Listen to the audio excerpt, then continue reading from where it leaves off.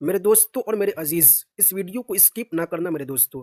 بہت ہی بہترین ویڈیو لے کر حاضر ہوا ہوں۔ 4 یا 5 منٹ کا یہ ویڈیو ہے۔ اس ویڈیو سے آپ کو ایک بہترین سبق ملے گا میرے دوستوں کہ ایک بادشاہ کا عجیب و غریب وصیت۔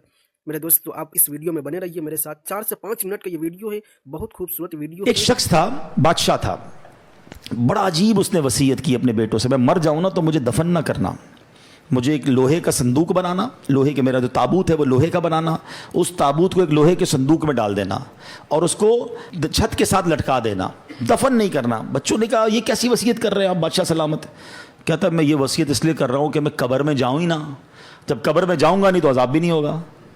اس کی اپنی منطق تھی، تو مرا تو بچوں نے اس کی وصیت پر عمل کیا، لوہے کا تابوت بنایا، اس کو تالا لگایا، اس کو لوہے کے صندوق میں ڈالا، اس کو بھی تالا لگایا، پھر زنجیر سے اس کو لٹکا دیا چھت کے ساتھ۔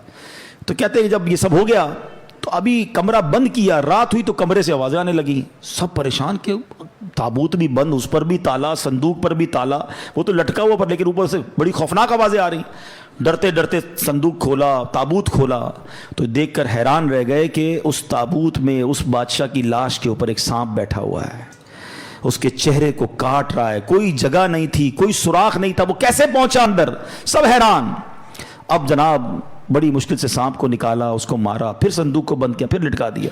جیسے تیسے کر کے رات گزر گئی، اگلی رات پھر کمرے سے آوازیں آنے لگیں، پھر جا کے جب صندوق کھولا، تابوت کھولا تو اس سے بڑا سانپ اس کے صندوق میں موجود تھا جو اس کو کاٹ رہا تھا۔ اللہ اکبر! پھر اس سانپ کو باہر نکالا، سانپ کو مارا، پھر تالا لگایا، پھر لٹکا دیا۔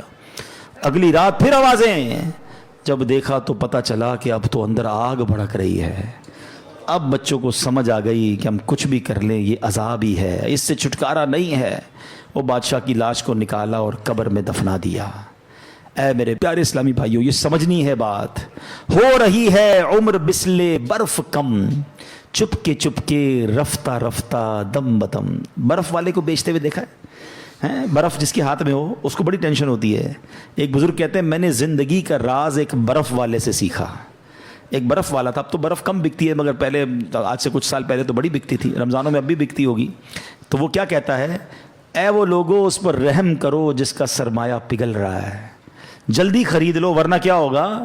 پگھل جائے گا۔ کہتے میں نے جملہ سنا، مجھے بات سمجھ آ گئی کہ میری زندگی بھی تو یہی ہے نا، ہم سب کی زندگی میں کوئی ایک برف کی، ہمیں سب کو ایک بلاک دے دیا گیا، برف پگھل رہی ہے، کبھی بھی ختم ہو جائے گی، کسی کی کل ختم ہونی ہے، کسی کی مہینے میں ختم ہو جائے گی۔